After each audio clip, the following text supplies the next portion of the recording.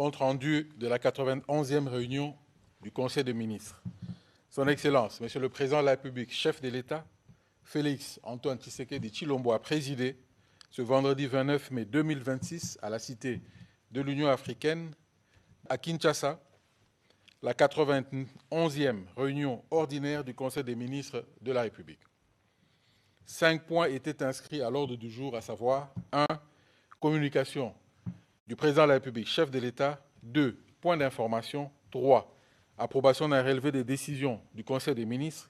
4. Examen et adoption des dossiers. 5. Examen et adoption des textes. 1. Communication du Président de la République. La communication du Président de la République, chef de l'État, a porté sur 4 points principaux, à savoir 1. De la nécessité de mettre en place une task force dédiée à la salubrité et à l'assainissement de la ville de Kinshasa. À la suite de ces récentes descentes effectuées sur certaines artères et infrastructures de la ville de Kinshasa, notamment aux alentours du Grand Marché, le Président de la République a constaté, une fois de plus, la persistance de l'insalubrité dans notre capitale. Cette situation préoccupante qui affecte gravement l'image de la capitale, la santé publique, l'environnement ainsi que le cadre de vie de nos populations ne peut être tolérée davantage et il est impératif d'empêcher que cette réalité ne s'installe durablement dans les habitudes collectives des Kinois au point d'être perçue comme une normalité. Face aux limites persistantes des mécanismes actuels, marqués notamment par l'insuffisance d'anticipation et de coordination, les lenteurs opérationnelles et les déficits de discipline dans l'exécution des missions, le Président de la République a jugé indispensable d'adopter une approche plus rigoureuse, structurée et résolument opérationnelle. Celle-ci, a-t-il souligné, devra reposer sur les principes de discipline paramilitaire, de responsabilité collective, de culture, du résultat, ainsi que sur une meilleure coordination des interventions en vue de garantir une efficacité accrue dans l'action et une réponse adaptée aux exigences du terrain. Dans cette perspective, il a décidé de mettre en place une task force pluridisciplinaire dédiée à la salubrité et à l'assainissement de la ville de Kinshasa, placée sous son autorité directe et pilotée par le lieutenant-général Kasongo Kabwik Jean-Pierre, commandant du service national.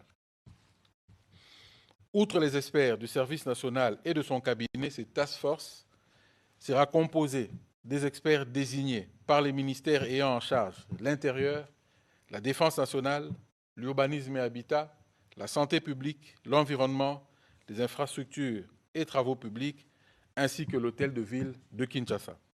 Cette task force aura notamment pour mission d'élaborer et coordonner un plan spécial et permanent de salubrité et d'assainissement de la ville de Kinshasa, d'assurer l'identification, le traitement et le suivi des points critiques d'insalubrité, de proposer et appliquer des mesures contraignantes des disciplines urbaines et de civisme environnemental, de coordonner les opérations des terrains avec les services compétents, de veiller à la sensibilisation des populations ainsi qu'à l'application stricte des mesures arrêtées.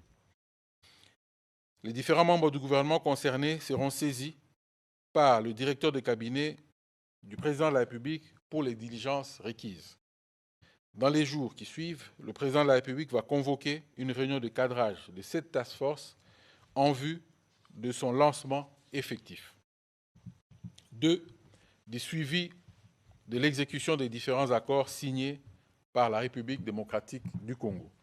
Dans le souci constant d'accroître le développement économique et social de notre pays à travers une coopération internationale dynamique et mutuellement bénéfique, le gouvernement de la République a conclu, au fil des années, plusieurs accords internationaux, tant bilatéraux que multilatéraux, dans divers secteurs stratégiques, notamment les infrastructures, l'énergie, les mines, le commerce, l'agriculture, la santé, l'éducation, le numérique, ainsi que les investissements. Toutefois, afin de capitaliser pleinement les retombées attendues de ces partenariats sur les conditions de vie des Congolais, et des Congolaises, le président de la République tient à l'impératif d'assurer un suivi rigoureux de la mise en œuvre effective des engagements souscrits par notre pays. À cet égard, il a rappelé les orientations qu'il avait formulées lors de la 70e réunion du Conseil des ministres du 12 décembre 2025 relatives au suivi et à l'exécution des accords stratégiques conclus avec les différents partenaires de la République.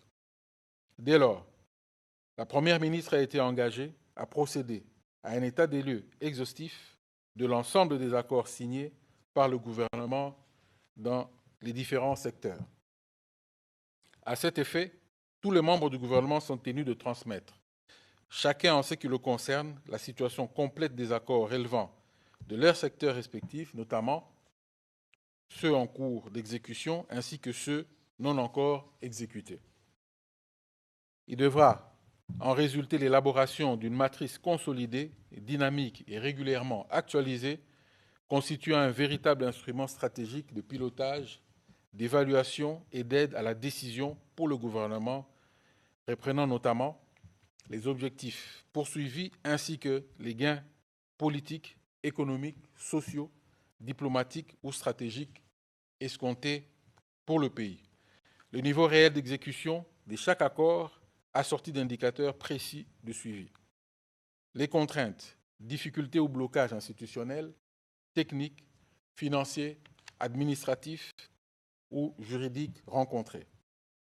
Les mesures correctives, diligences attendues et recommandations opérationnelles préconisées en vue d'assurer une mise en œuvre complète, cohérente et diligente des engagements souscrits par la République. Au-delà de sa portée technique, le président de la République a précisé que cette matrice devra servir de cadre de référence pour le suivi et évaluation de l'ensemble des engagements internationaux du pays en permettant au gouvernement de disposer d'une visibilité claire sur l'état d'avancement des accords conclus, d'identifier les responsabilités sectorielles, de renforcer la coordination interministérielle et d'anticiper les contraintes susceptibles d'en compromettre l'exécution.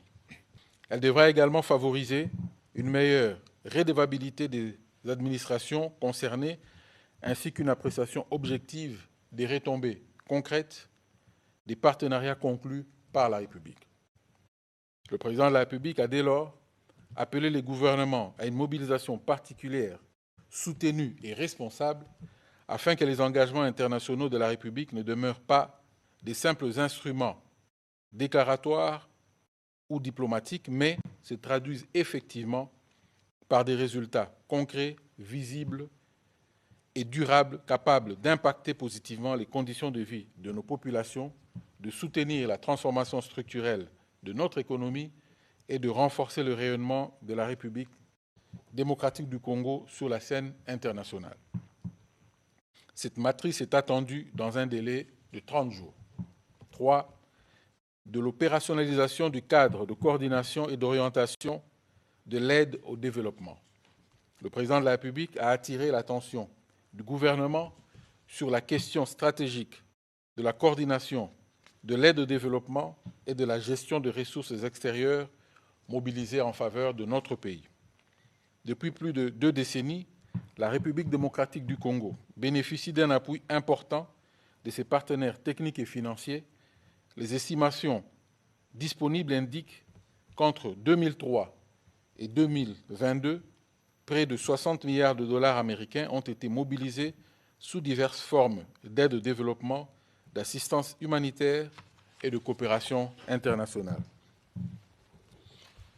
Si ces ressources ont permis de soutenir plusieurs secteurs de la vie nationale, il demeure néanmoins indispensable d'évaluer avec lucidité leur impact réel au regard des attentes de notre population et des ambitions de transformation que porte la République. Cette réflexion met en évidence une exigence essentielle, celle du leadership de l'État dans la définition des priorités, de coordination des interventions et le suivi des ressources extérieures. En effet, les partenaires techniques et financiers interagissent aujourd'hui avec plusieurs centres institutionnels de décision situation qui ne favorise ni la cohérence de l'action gouvernementale, ni l'expression d'une position unifiée de l'État sur ses priorités stratégiques. Or, les partenaires au développement ont vocation à accompagner les priorités définies par la République et non se substituer à la vision nationale du développement portée par le gouvernement. C'est dans cette perspective qu'a été élaboré le projet de décret portant création, organisation et fonctionnement du cadre de coordination et d'orientation de l'aide au développement placé sous l'autorité de la Première ministre. Le président de la République a noté toutefois que malgré la validation de ces textes au niveau des instances compétentes, certaines divergences subsistent encore quant à sa finalisation. Il a tenu à rappeler que cette réforme ne vise ni à la création d'une structure supplémentaire, ni le transfert des prérogatives d'une institution à une autre. Elle a pour objectif de doter l'État d'un mécanisme efficace de coordination garantissant une meilleure cohérence de l'action gouvernementale, une meilleure traçabilité des ressources extérieures, ainsi qu'un alignement accru des interventions des partenaires sur les priorités nationales. Dans le contexte actuel de transformation économique, de modernisation des infrastructures, d'amélioration des services publics et de consolidation de la paix, le président de la République a précisé que notre pays ne peut plus se permettre une gestion fragmentée de l'aide extérieure. Dès lors, il a instruit la Première ministre de diligenter une évaluation complète de l'état d'avancement de ce dossier, des contraintes éventuelles qui en retardent l'aboutissement ainsi que des mesures nécessaires à l'opérationnalisation effective du cadre de coordination et d'orientation de l'aide au développement en vue de finaliser le processus.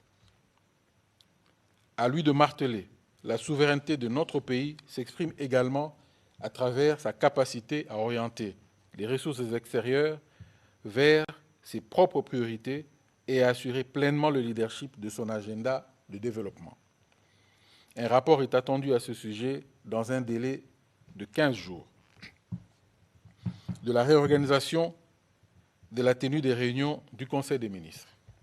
Depuis son accession à la magistrature suprême, le président de la République a instauré de manière constante et régulière la tenue hebdomadaire des réunions du Conseil des ministres, hormis les jours fériés, afin d'assurer un traitement plus fluide et soutenu des dossiers sectoriels liés à la mise en œuvre des engagements pris devant la nation à travers le programme d'action du gouvernement. Toutefois, dans le souci de permettre au gouvernement d'accélérer l'exécution des décisions déjà arrêtées et de répondre avec davantage d'efficacité aux préoccupations de nos compatriotes sur l'ensemble du territoire national, il a décidé que, jusqu'à nouvel ordre, les réunions du Conseil des ministres se tiendront désormais 2 fois par mois.